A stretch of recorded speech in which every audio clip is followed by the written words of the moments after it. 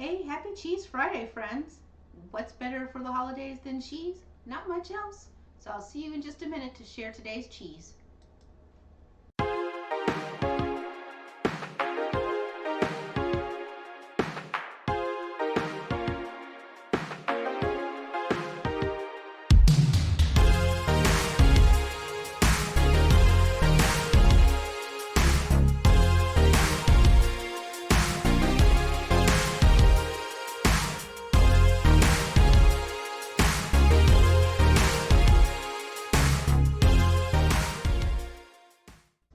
Hey, good morning, friends. So here we are. It's once again Cheese Friday.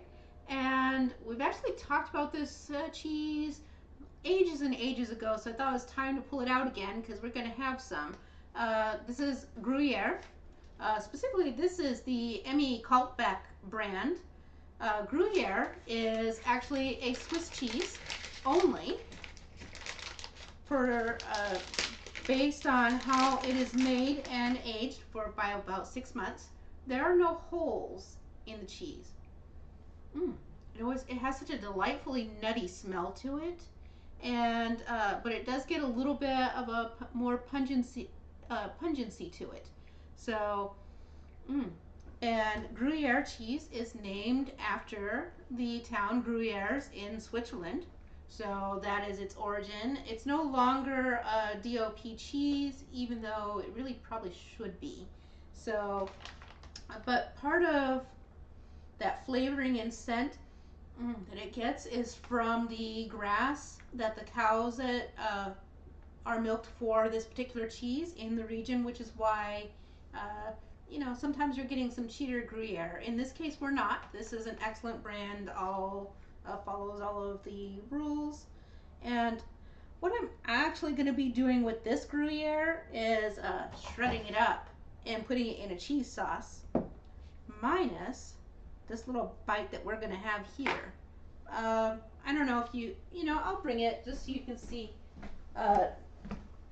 what it's like on the inside. Of course, now you got all the knife marks, but it does have a hard rind. You can eat that, but honestly, it's better melted in a sauce. It's streaky from the large piece being cut in the slicer, but you can see that even though it's only aged 6 months, it is starting to get that aged cheese sort of look with the salty speckles. So, really excellent. And like I say, this is an excellent melting cheese. So good. It's semi-hard, but it still melts. And it is great. It is brilliant in sauces. I have to stop myself. Wonderful, wonderful. And if you get it and you slice it nice and thin, it's actually one of the best Swiss cheeses for cordon bleu, which, yes, is easy to ketofy. It's not an authentic cordon bleu at that point, but the Gruyere is an excellent cheese for that. I can't remember the name of the dish, but I've also, one time I took a French cooking class back like in the 90s, where they had the very thin chicken cutlets and then the very, very thin ham and then the Swiss cheese instead of being rolled and breaded, and it had like this mustard sauce that was divine.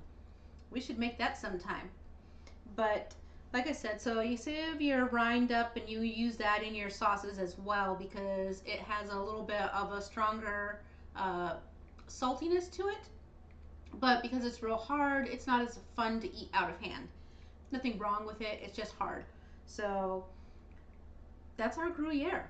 Now, in case you're wondering about my cheese sauce, I'm gonna follow and combine the rules for like Alfredo sauce plus cheese sauce, but not your nacho cheese. I'm not using any sodium citrate. What I'm doing, and yes, so I've also got Parmesan cheese, and I also have some cream cheese. Real Alfredo sauce would be your grated Parmesan and your starchy water. Now, if you're keto, hey, listen, Italians, don't beat me up. And you don't have pasta water, it's okay. You can use regular water to make your Alfredo sauce. We'll talk about authentic Alfredo sauce versus an American Alfredo inspired cheese sauce versus what I'm going to do today, which is just a white cheese sauce. But I'm going to take myself my skillet I'm going to brown up some garlic and butter. I'm not going to bring the butter all the way to brown, but I am going to toast off the garlic. Then once I get my butter all melted and bubbling, I'm going to add in cream. Then I will add also some pepper. Then I'm going to mix in my grated cheeses. And then I'm going to let it burble for a bit. You want it to get like a good rolling sort of simmer. I feel like maybe we could have just done this on camera, but I'm not going to because we want to be a little quicker. So I'm just going to tell you about it. And then when you want me to make it, we'll do that again sometime in the future. So, but yeah, basically, then you dump your cheese in and you melt it. And once everything is looking mostly melted, go ahead and add in a couple of globs of cream cheese, not the whole brick, just a couple globs. That helps with the emulsification and keeping it all together so that you can set it to the side and reheat it. In this case, I'm going to be using this cheese sauce in a special dish that I am not at liberty to talk about yet. But don't worry, we will, and you will see it on another channel, I promise you.